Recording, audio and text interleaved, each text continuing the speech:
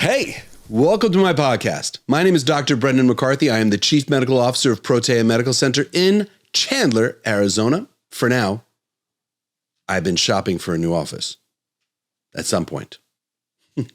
I shouldn't say that. The beginning is about to change. My landlord. Leave it in there.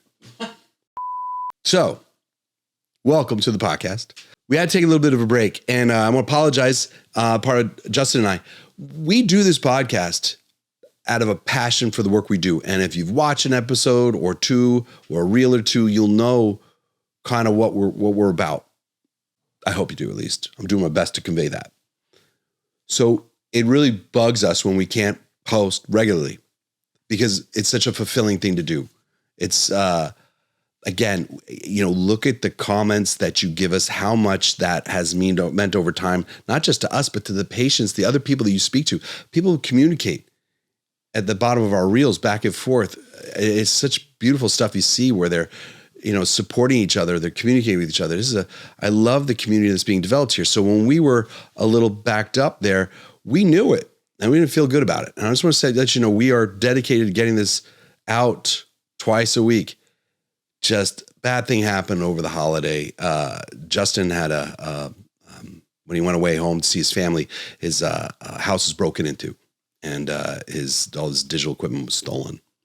And that's an unsettling space to go into in your life as you come home from Thanksgiving with all your family and the people you care about, and you've been violated like that. It's like, how do you get back into it? How do you get back into the grind? How do you get back into your work?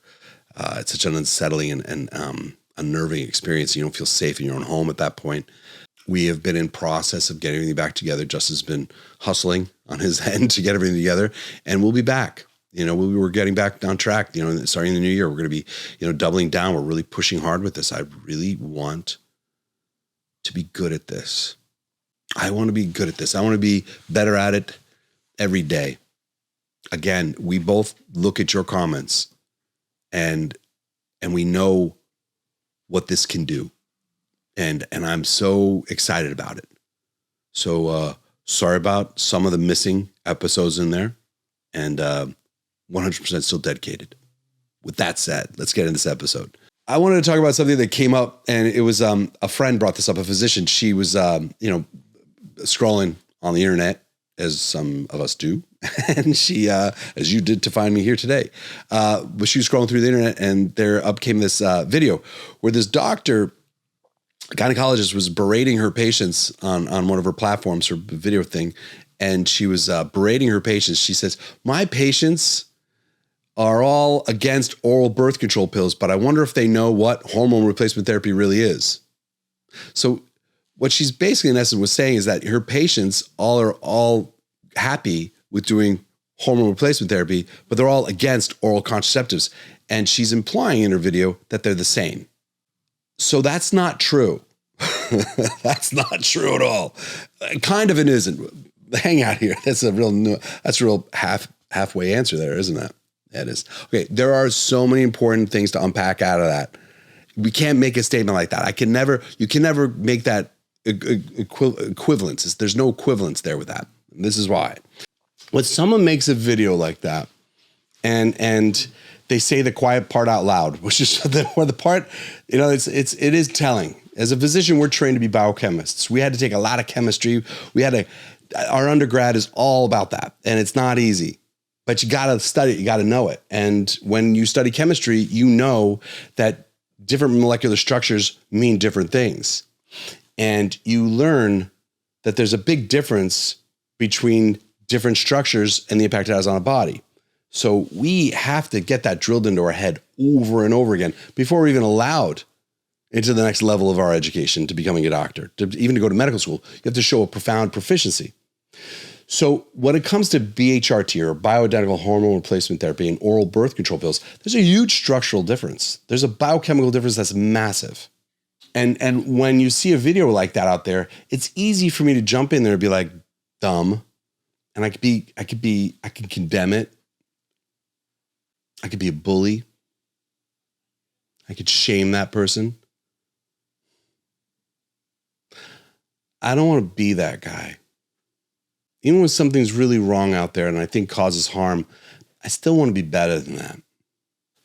I want to see it as an opportunity to educate that person. I want to see it as an opportunity to educate overall. Because I know that through that opportunity, taking that opportunity to educate, it could change people's lives. If I were to come in guns blazing, be like, and name that doctor and put her face up and show the video and just tear it down and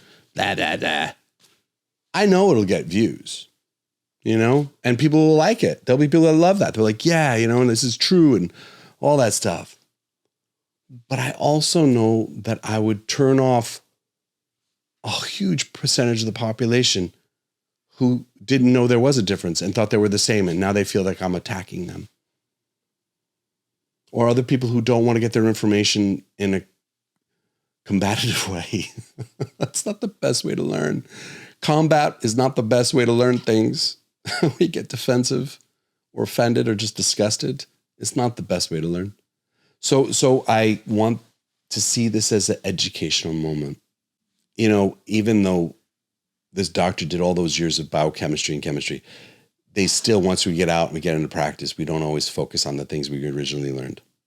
We don't always take the time to do these things. These are correctable things in life. So this physician who made this video, I feel it, and I hope that she does see this, or maybe hits a point in her career when she makes this adjustment in her understanding. So what's the difference? Oral birth control pills are synthetic. They're not natural. The molecular structure of the progesterone specifically in there is not bioidentical. It doesn't look like a human's progesterone at all. So since it doesn't look like human progesterone, why do they call it progesterone? Well, they don't actually. They're too cute by half. They call it medroxyprogesterone acetate, which is just a variation. They call it variation, but structurally it's not. It's not even close. The thing about it is that when it binds to the progesterone receptors, when it does the binding work, it kind of works pretty good in the line of the uterus. But that's it. It doesn't really have many other areas where it does a very good job. It's great for suppressing your natural production of progesterone, for sure, but it doesn't do all the benefits of progesterone. So when you take oral contraceptives, you're taking a synthetic compound that has hormone-like effects that's going to suppress your natural production of hormones. That's how it works. That's how you stop someone from getting pregnant. You're suppressing a normal cycle and replacing it with a synthetic instead that hopefully manages any side effects of not having the natural hormone. So when you don't have natural levels of progesterone, what happens? Line of the uterus becomes too thick, you have a heavy period, sure. Glandular tissues being overstimulated, the breast tissue, you get breast pain, sure. If you don't have progesterone, the brain is not going to generate as much. You're not going to have as much allopregnanolone in the brain, let's put it that way. And that lack of allopregnanolone leads to depression, insomnia, and anxiety. Now, synthetic progesterone does not cross the blood-brain barrier and turn into allopregnanolone. So you're going to have that as a shortage. So right there, that's a big difference between bioidentical and birth control. You're not giving the body what it needs. What is it that we do when we give someone hormones? What are we trying? What's our intent? Our intent is to replace what's missing. Our intent is to create the balancing human being of the things they need the best we can. So oral contraceptives, their goal is to suppress the production of your reproductive hormones enough so that you don't ovulate and you can't bring a pregnancy to term. That's it. It doesn't have the goal of all the other benefits of progesterone, all the other benefits of estrogen. So that's a big thing right there. When you give someone oral contraceptives, the delivery route of oral contraceptives causes a lot of the side effects you see with it. So if you take oral contraceptives, you're going to have elevated levels of sex hormone binding globulin. Sometimes it becomes permanent, and that leads to low free testosterone, low bioavailable testosterone. You will have, by taking oral birth control pills, you're also going to have a higher conversion of estradiol into estrone, or any of the other estrogens they use in there. You're going to have elevated levels of estrone from the birth control. And estrone, as we know, stimulates thrombin, which stimulates a high risk factor for blood clots. Estrone is an inflammatory estrogen that's strongly associated with the pathogenesis of breast cancer. We also know that we use oral birth control pills. As I mentioned a minute ago, you're going to have low levels of allopregnanolone in the brain. So you're going to have higher incidences of depression, insomnia, anxiety. And as I mentioned, the low testosterone in women, you're going to have loss of lean muscle mass, loss of libido. But even more than that, free testosterone, and this is a fact, free testosterone in women at the correct levels play a role with their ambition. They're getting out there and wanting to pursue their dreams. It's a fact. That's not even an arguable fact. So oral contraceptives rob women of a lot of things without even warning them or giving them a heads up about it. And I know many women have no idea that it's doing that. Many doctors don't even know that either. They don't pay attention to it. But it's a serious issue. Bioidentical hormones do not do that. But there is a little bit of crossover here. This is important. If I were to give someone bioidentical hormones, I could still get side effects. No matter what. Whenever I give someone anything from the outside in, I'm going to create a side effect. I know that. Every doctor knows that. Whenever you give you anything, there's always side effects happening all the time.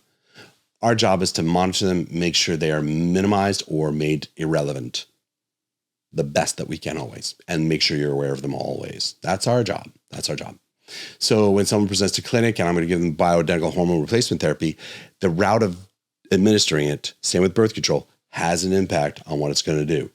So if I give you oral estradiol and say you're postmenopausal and I give you oral estradiol, what am I doing? Well, oral estradiol, again, crosses your intestinal barrier, gets into your liver, absorbs it first, and then your liver is going to convert it at a high rate to something called estrone, which is an inflammatory estrogen. Again, you're going to have higher risk factor for clots. You have a higher risk factor for developing deep vein thrombosis. You have a higher risk factor for pathology that leads towards breast cancer with oral estrogen. Even bioidentical oral estrogen has those risks. How do you manage them? Labs always. You show your patient the lab work. If you're going to give someone your hormones in a certain pathway, you're going to give them this one route of administration, you got to know what it's going to create in their body. So that's a big thing. So bioidentical, while it is safer, still the route of delivery, even with bioidentical, can create risks. Oral estradiol can also increase sex hormone binding globulin, which also inhibits your free and bioavailable testosterone, leading to those side effects that I mentioned a moment ago. If you're doing bioidentical hormones or bioidentical estradiol injection or topical, you're not going to have that same issue at all. Not at all. It's only when you do it oral. Progesterone, bioidentical progesterone done orally, if you swallow it as a pill, as I mentioned in previous episodes, you don't absorb it very well. If you dissolve it in your mouth, perfect. And you are going to get the allopregnanolone from the bioidentical that you would not have been getting from the synthetic. So you're going to have that brain benefit that's so critical to progesterone, in my opinion. At the end of the day,